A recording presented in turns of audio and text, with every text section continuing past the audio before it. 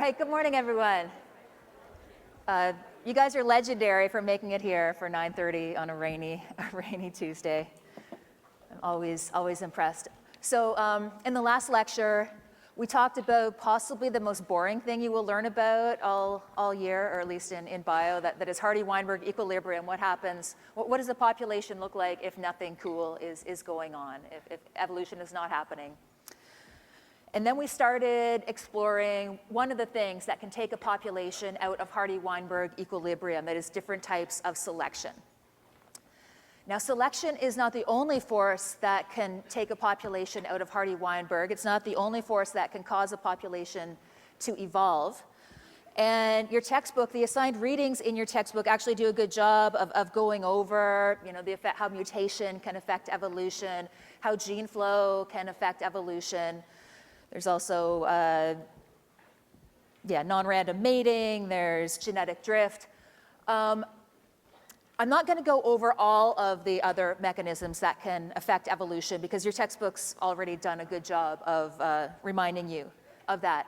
But today we'll be talking about some of the more tricky ideas, like when exactly is genetic drift happening, or what happens if a population stops mating randomly and starts mating not at random. So some of the more tricky things that can take a population out of Hardy-Weinberg.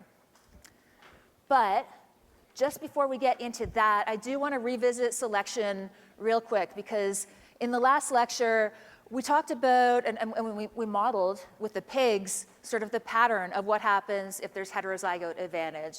Both of the alleles will be maintained in the population. And what happens if there's heterozygote disadvantage? The rare allele is going to disappear and the common allele is going to reach a frequency of 1.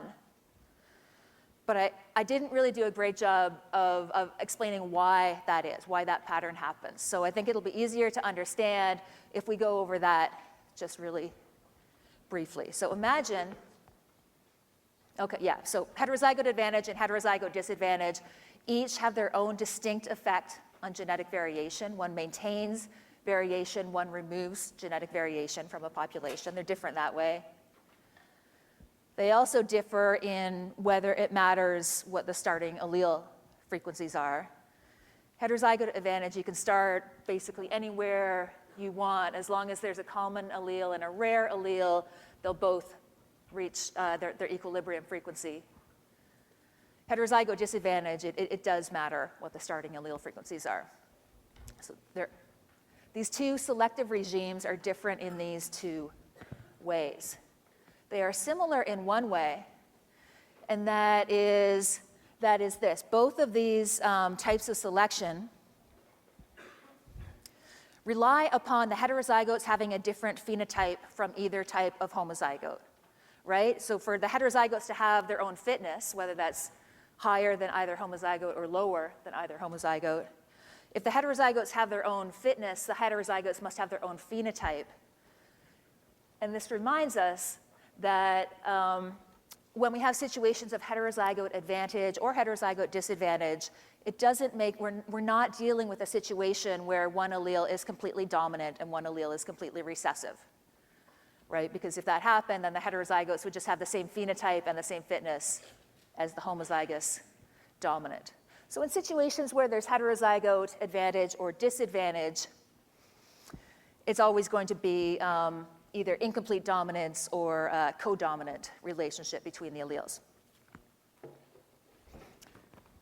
Anyway, anytime that you have a gene pool like this, and one allele is more common than the other, in this case it's A1, and one allele is more rare, allele A2, under random mating, these alleles are going to form diploid genotypes basically, at random. So you can imagine alleles swishing around in a bucket, and two alleles will just bam into each other because they happen to be close by each other. And so if you are, imagine that you're all alleles in this bucket, okay? And most of you are copies of A1 and a few of you are copies of A2. If you just form a diploid genotype with the individual next to you, If you're an A2 allele, if you're a copy of the rare allele, you're probably going to be paired up with an A1 allele, just because there's more copies of A1. Right? So if you are a rare allele, you're probably going to find yourself in the genotype of a heterozygote. Now, if you're a copy of A1, if you are a common allele, then just by random flailing around, you're likely to wind up with another copy of that common allele. So A1 is probably going to be found mostly, not entirely, but mostly in homozygous individuals. This is regardless of whether there's selection happening or not. If there's random mating and a common allele and a rare allele, then the rare alleles get found mostly occur in heterozygotes, and the common alleles are found mostly in homozygotes.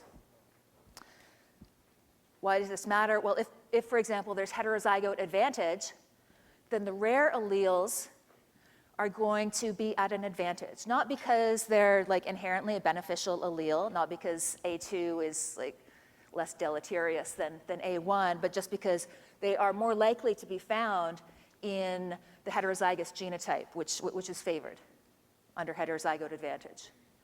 So we can expect under heterozygote advantage that A2 is going to increase in frequency, and A1, because it's found mostly in homozygotes, is going to drop in frequency. And likewise, if we're dealing with a heterozygote disadvantage, where the homozygotes have the higher fitness, now, simply because allele A1 is more common, it's going to be found mostly in homozygotes, and it is now going to be at an advantage. Again, not because it's inherently a better allele, but simply because it's most likely, it's probably, most of those copies of A1 are going to wind up in homozygotes. So if homozygotes have the advantage, then the common allele increases in frequency and the rare allele decreases in frequency. So is that pretty clear? Does it make sense now why heterozygote advantage and disadvantage affect genetic variation the way they do? I won't be mad if anyone says that's not clear. I'll just explain it again. Okay. Well, good. Let's go on. Okay, yeah. So under heterozygote advantage, this is why rare alleles increase. Under heterozygote disadvantage, rare alleles decrease. Okay. Just a few more thoughts about selection now before we start getting into other evolutionary forces or other things that can knock a population out of Hardy-Weinberg. I want to introduce you to the question, or the concept of absolute fitness and relative fitness. We've been talking about fitness all through the last lecture, and you know, selection is what happens if different genotypes differ in their fitness. But how do we measure fitness, for example? Or how do we know if selection is strong or weak acting on a population? And we measure or estimate fitness for each genotype in the population using like a two-stage approach. So the first thing you want to do is to measure something about fitness. And that's often depending on what kind of organism we're looking at, we might measure it in the lab, we might measure it out in the field where the things live, but we might measure like how many seeds a plant produces per season, or we might measure how many eggs a fruit fly can lay over the course of its whole life, or how many offspring a human produces, or perhaps we might measure how many offspring a human produces that actually survive to reproduce. We might even measure how many grandchildren an individual produces. Doesn't matter. Absolute fitness, we're going to denote this with capital W.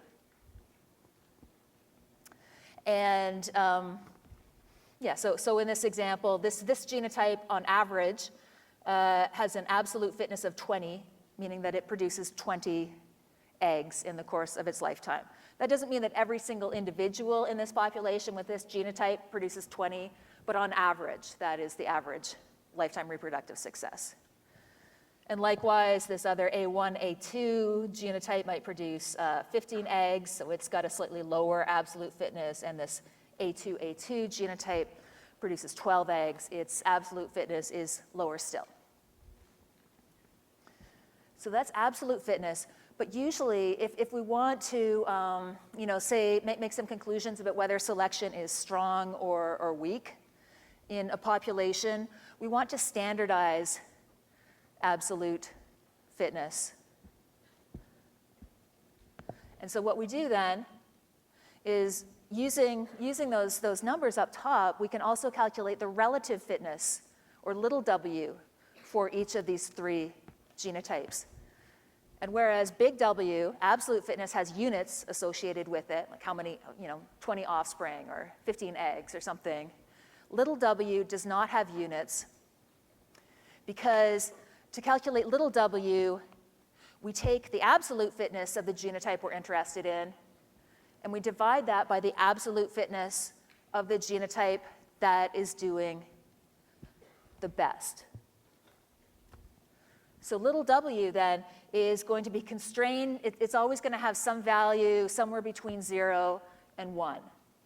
And the closer to 1 you are, the better you're doing. And in fact, the most successful genotype, little w max, would have a relative fitness of 1. And the other genotypes have fitness anywhere between 0 and 1. And the closer they are to 1, the better they're doing, but nobody's doing better than the most successful genotype. So we can calculate that. It's actually pretty simple to calculate. We can use this clicker question here. So these are just the numbers from the previous slide. So if I were to give you the absolute fitnesses of these three genotypes, you would hopefully be able to calculate the relative fitness of each of them. So in this case, what would the relative fitness of genotype A2A2 be?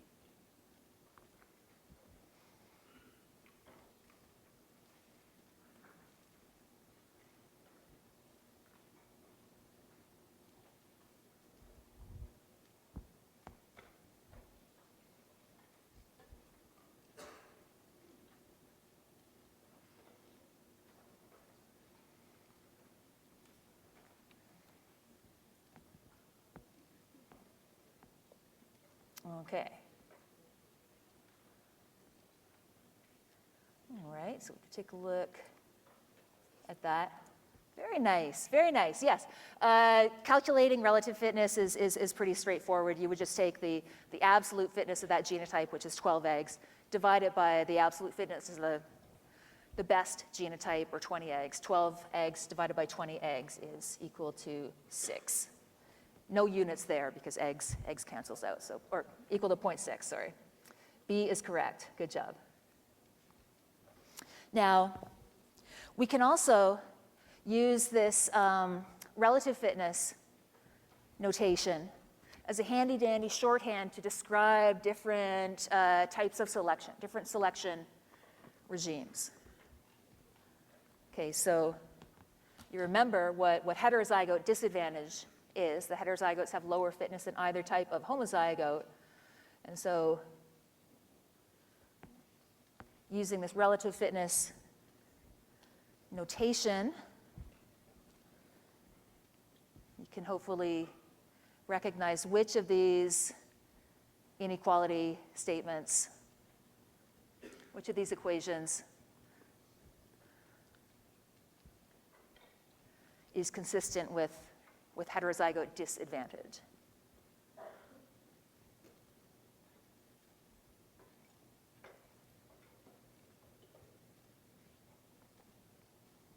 It's so silent in here. When we get to some harder questions, feel free to chat with your neighbors if you'd like to do these collaboratively. Okay, let's take a look. The results are in. Very good, yes. So E here This situation shows, remember the mouth opens towards more cheese. That's how my grade 3 teacher used to tell us how to interpret this type of statement. Yeah, so here the heterozygotes, A1, A2, are less fit than either this type of homozygote or that type of homozygote. So E is the correct answer here. Nice job. Okay. Oh, more clicker questions. Okay. Here's another sample equation. If this is the relationship between the relative fitnesses of the 3 genotypes, what type of selection is that showing?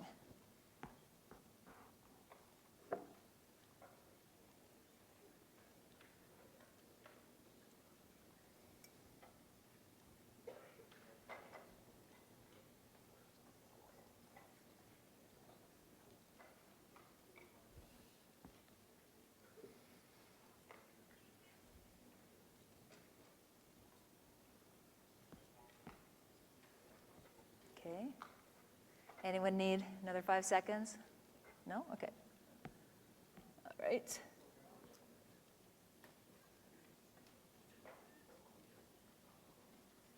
Okay, and yeah, great job here. Most of you got the right answer, which is A, so selection against allele A2. And this situation is interesting because actually it's only individuals with 2 copies of allele A2 that have the low fitness. For whatever reason, the heterozygotes don't. Maybe A2 is like a harmful recessive allele. What you can tell is that this allele, having at least 2 copies of A2, is deleterious. So selection is favoring allele A1, it is disfavoring allele A2. Okay, I think this is the last clicker question for a bit, and then we can move on. But I guess I just really wanted to make sure that people are getting this idea of how to use and how to interpret relative fitnesses. So if this describes the relationships between the relative fitnesses of these genotypes, what type of selection is that?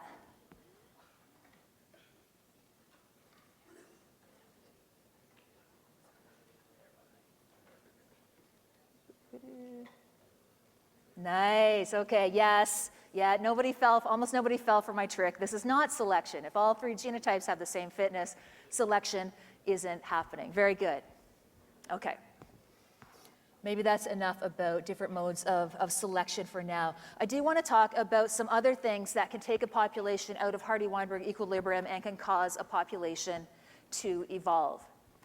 And I know the textbook talks about genetic drift, and you've probably come across the idea of genetic drift and how it's especially a concern for small populations. Small populations are more subject to genetic drift than others. You've often heard about it maybe in the context of if there's a bottleneck, if a large population suddenly becomes very small, then we start worrying a lot about genetic drift and genetic variation being lost. You may have heard about genetic drift causing changes in allele frequencies through what we call founder events. So if there's a big population, say on a continent, and then a small subset of individuals go off, perhaps to an island and form a new population, the 2 populations might have different allele frequencies because of a founder event. But the main point about genetic drift that I want to impart today that maybe you're not all familiar with is the idea that genetic drift is actually always happening, not just if the population is small. So genetic drift is simply sampling error. And it's true that sampling error, like genetic drift, is much stronger when we have a small number of occurrences or a small number of individuals in the population than if we have a larger population. I mean, you can imagine if you flipped a coin, you might expect it to give you about 50% heads and 50% tails, but it wouldn't be surprising to have a big deviation from 50-50 if you only flipped it like 4 times, right? It wouldn't be super surprising to have like 3 and 1 or even 0 and 4. But if you flip the coin 4 million times, and you were deviating a lot from a 50-50 ratio, that would be really, really unusual. So genetic drift, sampling error is strongest in small populations. But it happens anytime population size is less than infinite. Now, unfortunately, I would just model this with the pigs, but the Mendelian pigs don't have a genetic drift option. So I'm going to use you guys and your clickers as my guinea pigs here. So based on when your birthday is, give yourself a genotype. Everyone's going to have one of these 3 genotypes. Okay, and we'll just see what our starting distribution of genotypes is now. Let's see if I can do the math and calculate the exact frequency of allele, say A1 in this class. Send in basically your birth month here.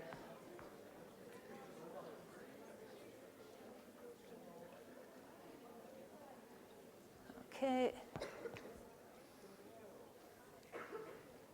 All right. Okay. So it looks like the frequency of allele A1 is, I'm just going to so there's 35, there's 70 plus 92 plus 92 equals divided by 315.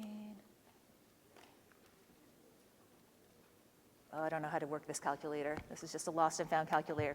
Anyway, these are our starting genotype frequencies. I could work out the allele frequencies if I were a savant, but what we're going to do now is you are going to find a partner, somebody sitting pretty close by you. You're going to produce offspring with that partner. No, they're just no. Keep your clothes on. Just tell your partner your genotype, and then you guys can figure out what 2 offspring genotypes you might produce. If you're homozygote, you know what alleles you're going to pass on to your offspring. If you're heterozygotes, maybe you have to flip a coin.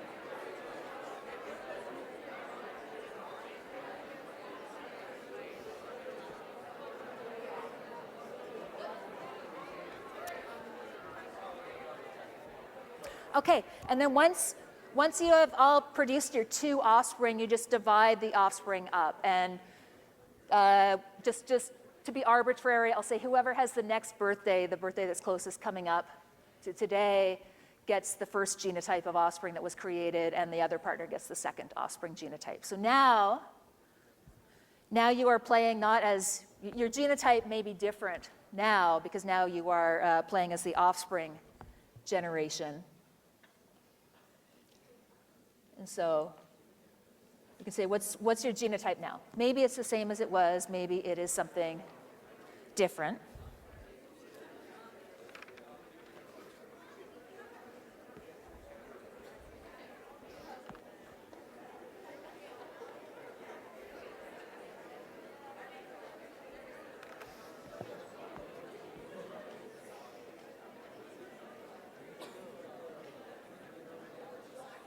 Okay. All right. Interesting. So it looks like, the allele frequencies have changed a little bit here. Not a lot, but a little bit. I'm not going to do the math. The genotype frequencies, boom, boom, boom, have certainly changed. And if we were to work through the math, the allele frequencies, relative frequency of big A1, A1, and A2, A2, so A1 and A2 have changed a little bit as well. And we're just going to go through that one more time. So again, find a partner. Maybe your partner is somebody different because your partner from the last round is your brother now or your sister. So maybe you don't want to mate with them. But you're going to find a partner and produce offspring with them. The second generation produces the third generation. So you figure out which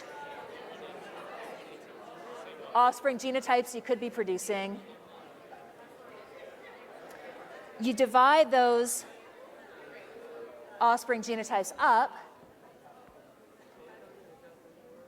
And finally, the last time, send in your genotype.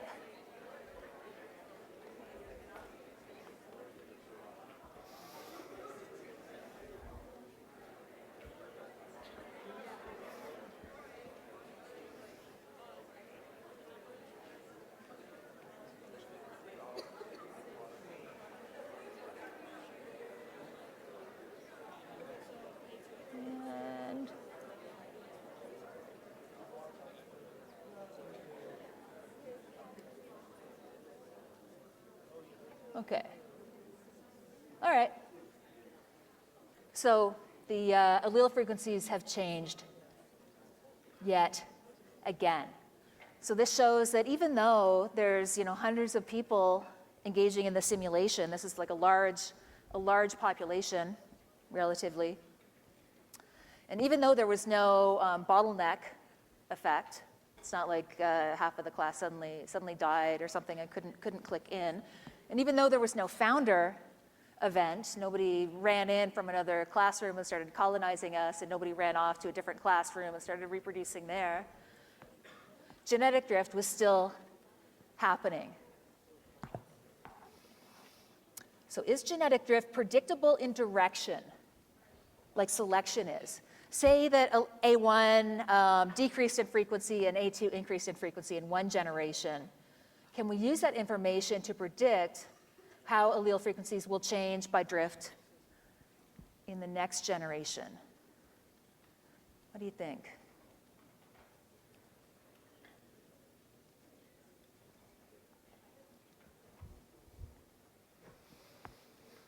Is it going to be like heterozygote disadvantage, where once you start decreasing in frequency, you just are doomed to keep decreasing in frequency? Or is it like heterozygote advantage, where they sort of stabilize out?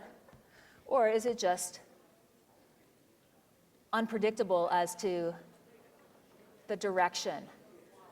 Yeah, so this is the right answer. If we had like a whole hour to play the goofy little simulation, we could see that allele frequencies may go up in one generation, they might go down the next generation, or they might go up again. So genetic drift is not predictable in that sense. It is predictable in some ways, though. Specifically, we can predict that given enough time, and especially for small populations, but for any population, given enough time, genetic drift will eventually bring the frequency of one allele to 0 and the other allele to 1. So genetic drift tends to remove variation from the population. The speed at which it happens depends on the population size. Now, most of the time, if we start with one allele that's fairly common and one allele that's fairly rare, and we come back in 1,000 generations or something, probably the allele that started off rare is the one that will get removed, but not necessarily. It could be the other way around. And the reason that rare alleles are more likely to eventually get removed is because when alleles are bouncing around, and the smaller the population size, the more they bounce around in frequency between 0 and 1. The rarer an allele is, the more likely it is, just from the effects of drift, to hit that value of 0. And then once an allele reaches a frequency of 0, then it's just gone and it can't come back. I mean, unless there's gene flow or something bringing it back, but on its own it can't come back. All right. Okay. Next, I want to examine. Remember when we were working with the pigs? We were saying that the pigs are just mating completely at random, that we can imagine that we take all the eggs and sperm from the pigs and just throw them in a giant vat, and the gametes just sort of swim around and collide with each other. That is, surprise, that's not actually a very realistic assumption. There are many times that natural populations do not actually mate at random. Now, when we speak about non-random mating in population genetics, I'm not actually talking about sexual selection. In the next lecture cycle, we will talk about sexual selection and how some genotypes just are, they're very attractive. A male bird has like an amazing dance or a great song or fancy jazz hand feathers or something. That's a type of selection, and that can, cause an allele to increase in frequency. But even in the absence of selection, we may just get preferences. So your genotype or your phenotype at a locus may influence the genotype or phenotype of who you want to mate with. So, for example, there are like dating apps that you have to be a redhead to use this dating app, like Ginger Dates. Is anyone here on Ginger Dates? No, one person, okay. All right, yeah, so there are ways for redheads to find each other. Sometimes individuals are, they want to mate with somebody that has a similar version of a trait that they do, similar phenotype or genotype, at a single trait. And we call this assortative mating. So whether you're, if redheaded people only want to produce offspring with other redheads, or people with brown eyes prefer to mate with other people with brown eyes, just find that more attractive. Or if you're a snow goose, this white goose could mate with these gray geese, but actually they each prefer to mate with individuals of their same color. We call that assortative mating. The opposite of that is disassortative mating. So now we're looking at one or a few traits.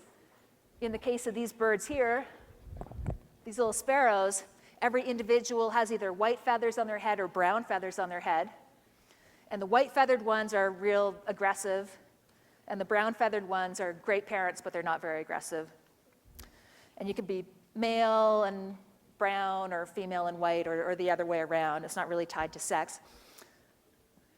There's disassortative mating in that in the field, you only ever see like a brown feathered bird mating with a white feathered bird.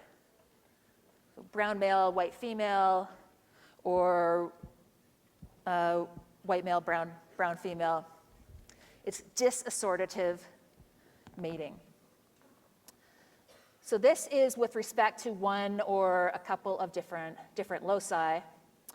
But there's also situations where we might, I'm all tangled up in all the cables I have here, where perhaps there's a preference to mate with close relatives. Like in the Game of Thrones universe, the Targaryens are always engaging in inbreeding. So their mating partners are not just similar to each other at like the hair or the eye color loci, but presumably throughout their whole genome.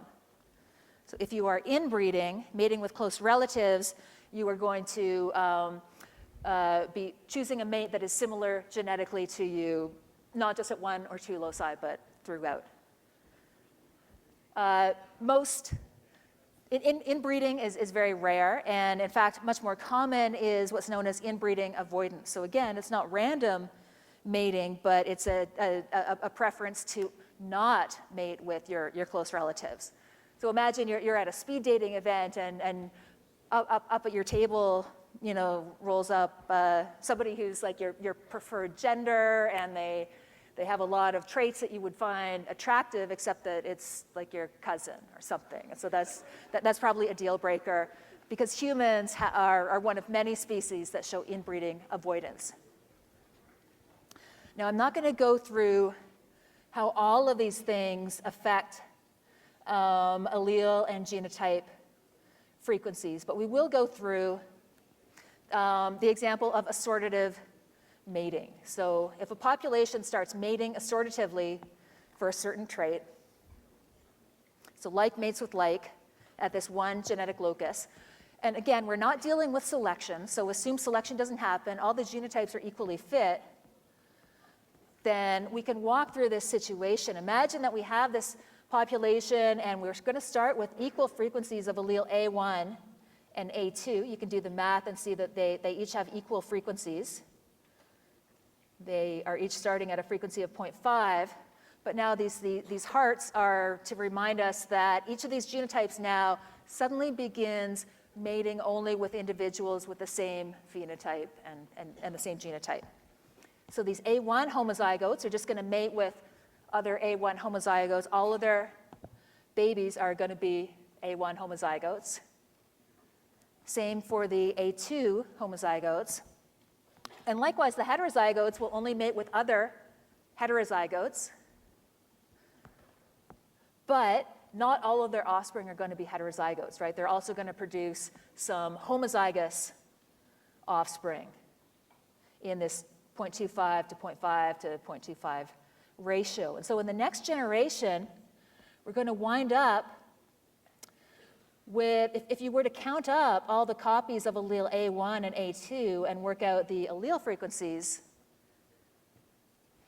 the allele frequencies haven't changed, but all of a sudden the genotype frequencies are very different. And this population is no longer in Hardy-Weinberg equilibrium. There are too few heterozygotes compared to what we would expect under Hardy-Weinberg. So non-random mating, and for example, assortative mating, it takes a population out of Hardy-Weinberg, but it doesn't actually make the allele frequencies change. So remember I said if a population is in Hardy-Weinberg, we know evolution isn't happening.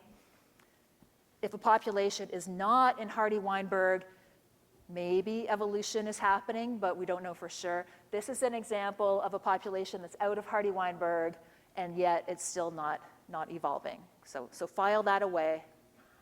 How it's possible for a population to be out of Hardy-Weinberg but not actually evolving. Okay, so that's assortative mating at a single locus. And inbreeding, we can basically think of inbreeding as being like assortative mating, but on a genome-wide scale. And so you're probably aware that very inbred populations tend to have high rates of genetic disorders, or in inbred families, so royal families, like here's King Charles II of Spain, and he had all sorts of weird facial features, presumably because of some strange alleles he had going on at a growth hormone locus. Does inbreeding cause allele frequencies to change, though? Just yell it out. I don't have a clicker question for this. Yell out yes or no. No, inbreeding in itself does not change allele frequencies. So why is this guy so weird? Why are inbred populations very susceptible to genetic disorders? Any thoughts? Yes.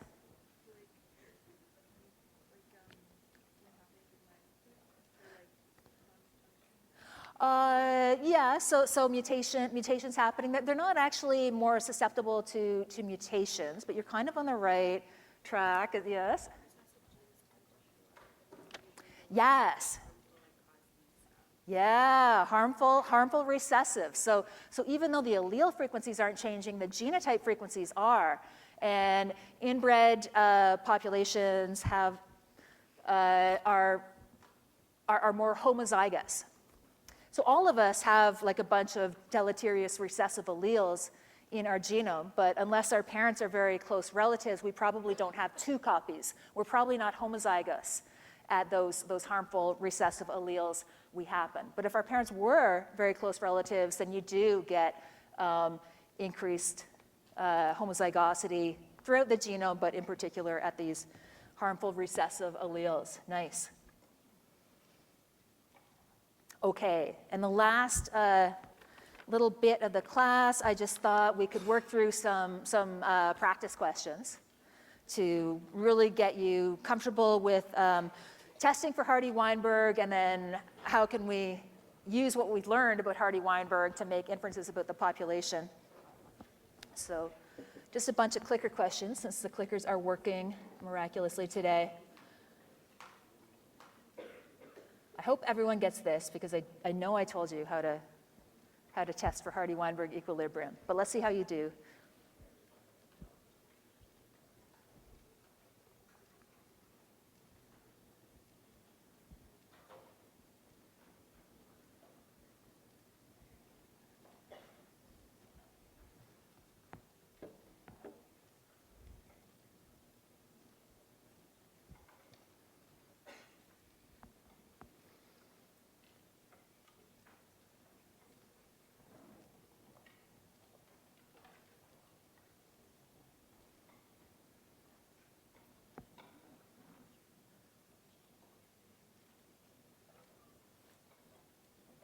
Okay, and results are in.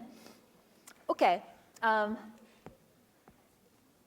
almost half of you got the right answer, which is B. So for a Hardy-Weinberg type of question, I would always give you the starting genotype frequencies or the starting phenotype frequencies, and I'd tell you what genotypes they correspond to. So you're given that, you're given the observed genotype frequencies. You then use those observed genotype frequencies. Okay, 20 of these individuals are A1, and 40 of them are A1, A2, and so on. You use those to calculate P and Q. That is the frequency of allele A1 and the frequency of allele A2.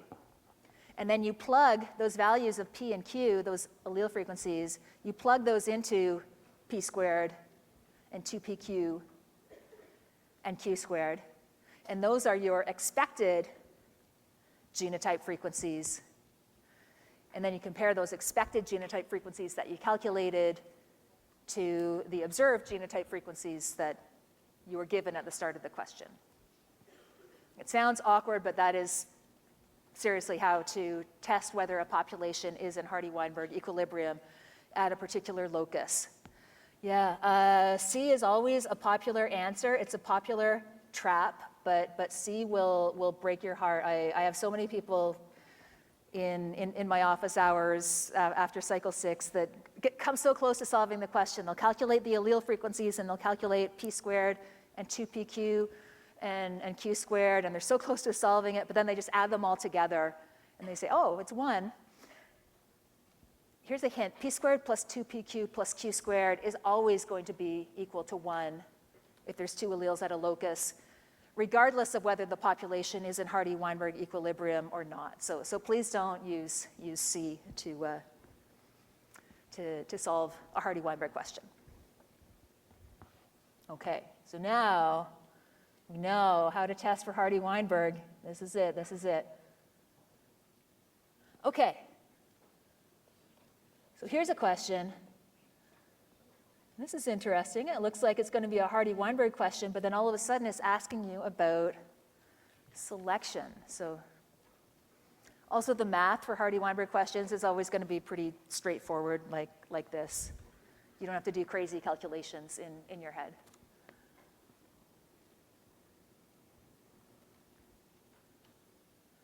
So you've got starting genotype frequencies.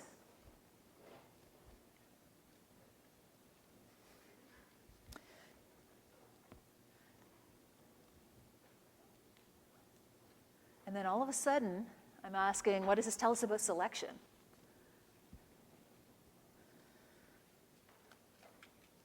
What a question out of left field. But not really, not really. This is all we need to know to answer this question.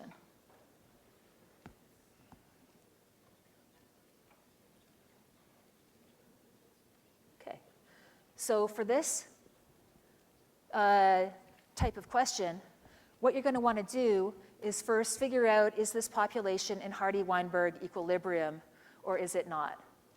And so we can calculate the allele frequencies. So the frequency of allele B1, which we can call P, that's going to be, well, there's 16 individuals that each have 2 copies of that allele, so 32 copies there.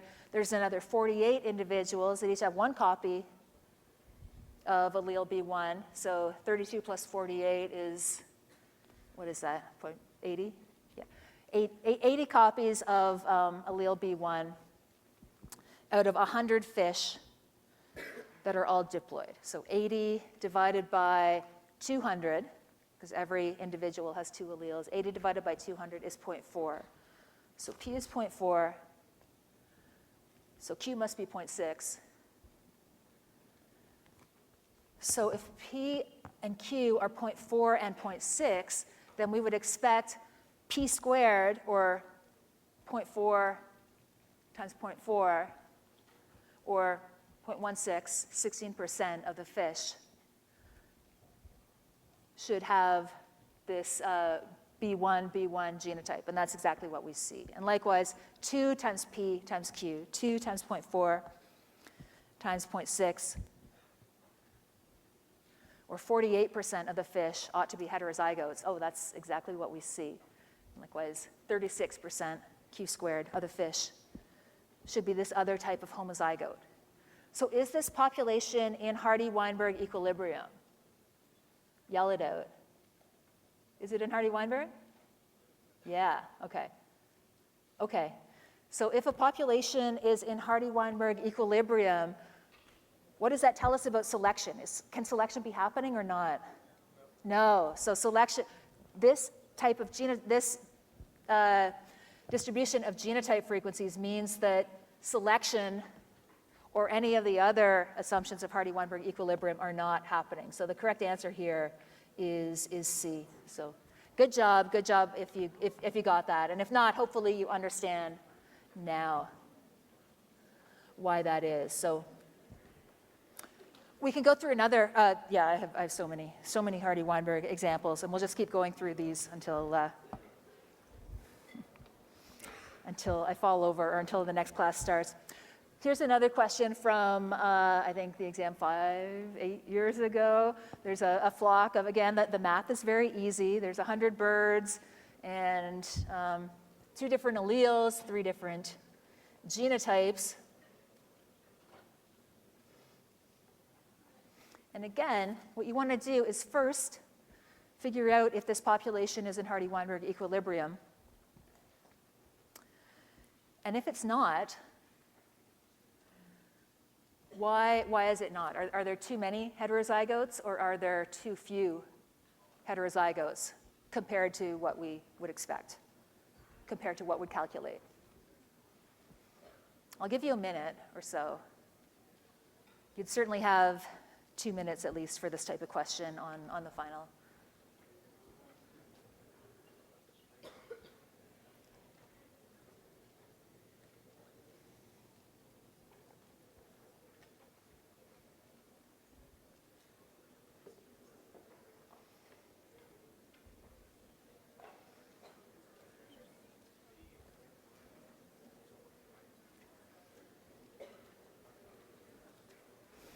So what do we think? Is this population in Hardy-Weinberg equilibrium? No. No, so in this case, well, let's see what people say, but. Okay, very nice, yeah. So in this case, you'll see that the frequency of the 2 alleles, R1 and R2, are each equal to 5, so P is equal to Q is equal to 0.5. Hardly anybody was fooled by A, so that's good, yeah. Hardy-Weinberg equilibrium has nothing to do with P being equal to Q, so that's good. The expected allele frequencies for P is 0.5 and Q is 0.5 would be 25%, 50%, and 25%. That's not what we see here. We see way more heterozygotes than we would expect. Okay, so B is a situation where we would see fewer heterozygotes than we'd expect. So B isn't the right answer. Whereas C, heterozygote advantage at this locus, yes, that is one thing that would get you to this set of allele or genotype frequencies. Nice. Okay, one more question.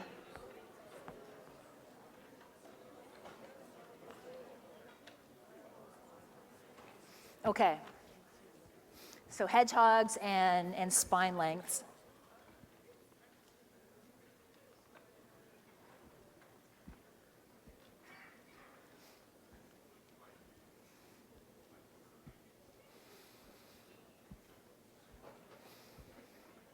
Again, if you want to know something about whether selection is happening or what type of selection might be happening, the first thing you want to do is see if the population is in Hardy-Weinberg equilibrium.